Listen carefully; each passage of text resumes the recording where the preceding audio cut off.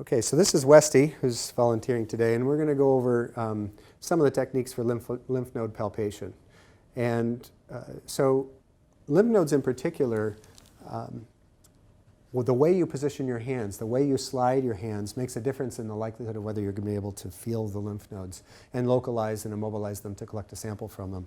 Small lymph nodes are harder to feel, of course. If it's big, it's not a diagnostic dilemma where the node is. You can sometimes see them externally for dogs with lymphoma, for instance. But you know, I'm an oncologist, so there's times that I want to collect samples from lymph nodes that are actually normal in size. And you certainly want to, in your physical examination, be able to determine if one is bigger than the other, because it gives you an indication of whether they have an inflammatory disease or potentially a malignant disease that might be causing that lymph node enlargement. And so you want to know where the lymph nodes are, which ones you can normally palpate in a normal animal, which ones are really not palpable unless they're abnormal. And so that gets back to anatomy. And so mandibular lymph nodes and prescapular lymph nodes, the proper term is caudal-superficial cervical lymph nodes. Inguinal sometimes and popliteals are certainly popliteals are palpable in normal animals. Other lymph nodes like retropharyngeal and axillary lymph nodes and sometimes the inguinal nodes, sacral lymph nodes, are not palpable if the lymph nodes are normal in size. But I'll show you where you would look to find those.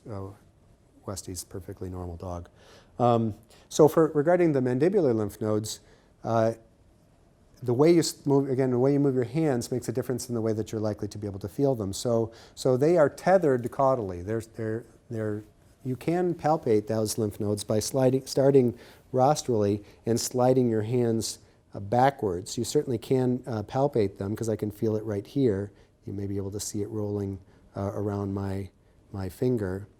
So you can feel that, but when the lymph nodes are smaller, sometimes when you slide your hands backwards like this, the lymph nodes actually push medial to the salivary gland. And so you can lose the lymph node and have trouble actually identifying that distinctly from the salivary gland. So one way to get around that is to remember that they're tethered caudally. They'll only slide so far rostrally before they're going to snap back.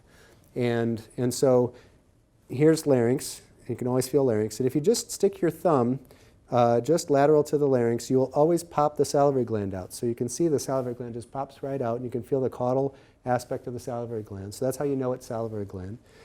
First of all, it's a lot bigger than the lymph node. But so you pop the salivary gland out, and you're going to slide your fingers, so you're palpating that, and you're going to slide your fingers off the rostral aspect of that salivary gland and slide them forward until something blips between your fingers. And I don't know if you'll see this little snap of the lymph node as I slide it. Well, maybe you can't see the snap. But anyway, it only goes so far forward before it snaps back. And so for the mandibular lymph node, they're tethered caudally. And so sliding your hands from a caudal to rostral direction is going to make it easier for you to find that lymph node. Regarding the prescapular lymph nodes, they're tethered dorsally. And so if you start with your hands along your thumb in the jugular furrow and your fingers along the lateral aspect of the brachiocephalicus muscle, and you make your little C, and sort of slide along that muscle, you'll slide it so far ventrally, and then the lymph node will not go any further because it's tethered dorsally, and it'll snap back. And that's how you identify where that lymph node is, because it's actually underneath the muscle. So you can't grab it as easily as you can this mandibular node. So you start with your hands. Here's a chromium process. So you're well above the shoulder. You start in the middle of the neck, and you're going to grab a hold of that whole muscle belly, and you're going to slide distally until something snaps through your fingers. And I don't know if you can see the blip right there. It just snapped back. He's got normal lymph nodes, but you can see that the lymph node is there because it snaps back. Hopefully you can see that. So it's tethered dorsally, and so I slide my hands from dorsal to ventral in order to palpate that node. You certainly can start ventral and push dorsally, but what happens commonly is that the lymph node falls into that fat pad behind the brachiocephalicus muscle, and you lose it. You can't actually palpate the structure. So for that lymph node, it actually makes sense to start dorsally and move ventrally. For the popliteal lymph nodes, the other one that you can, he has a little scratch inside, that's why he cried. So for the popliteal lymph nodes, they're kind of tethered cranially, so it doesn't really matter whether you slide your hands from dorsal to ventral or ventral to dorsal. But it's right behind the knee, so you've got the stifle, and you've got heads of the gastrocnemius and the semimembranosus and semitendinosus muscles. So you're going to put your fingers in that little gap, and you're going to slide dorsally to ventrally until you feel the little blip of the lymph nodes sliding by. And so the popliteal lymph nodes, it doesn't really matter which way you slide your fingers.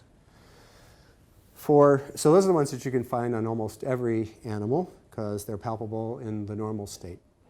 Axillary lymph nodes are commonly not palpable unless they're abnormal. There's actually a whole bunch of different axillary lymph nodes. Some of them are deep in the axilla, and you don't really feel them until they're huge. Maybe you never feel them because they're too high up near the brachial plexus. But the one that we commonly call the axillary lymph node is actually attached to it's actually on the chest wall,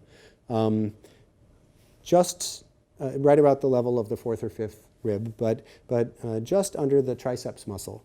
And it's tethered to the chest wall. And so if you're trying to discern if there's a lipoma in the armpit or if there's actually a lymph node there, one of the ways you can discern that is because the lymph node will only slide so far before it snaps back. And so how you palpate the axillary nodes is to take the flats of your hand and slide it into the axilla, and you're basically sliding your fingers back and forth along the rib cage in that location. And if there's a mass that only will slide so far in each direction, that's more likely to be axillary lymph node than it would be a lipoma, which, dogs have very loose skin, so you can stretch the skin along direction for things that are loose within the subcutis, like a lipoma. So axillary nodes, again, not palpable in the normal state, but you should be feeling for them when you're doing your general exam. Inguinal lymph nodes, this dog's very lean, healthy, but a lot of our patients are overconditioned, and so they have a significant inguinal fat pad. And so mostly of what you're going to feel in the inguinal region is actually the fat pad. But within that sort of football-shaped or elongated fat pad, there'll be a sphere. And if the lymph node is enlarged, you'll feel a ball that's firmer than the fat pad that's around it. And how you palpate that is just to take your thumb along the lateral aspect of the fat pad and your fingers along the medial aspect. And I typically do both at the same time so I can palpate both. I know you have a scratch there, I'm sorry.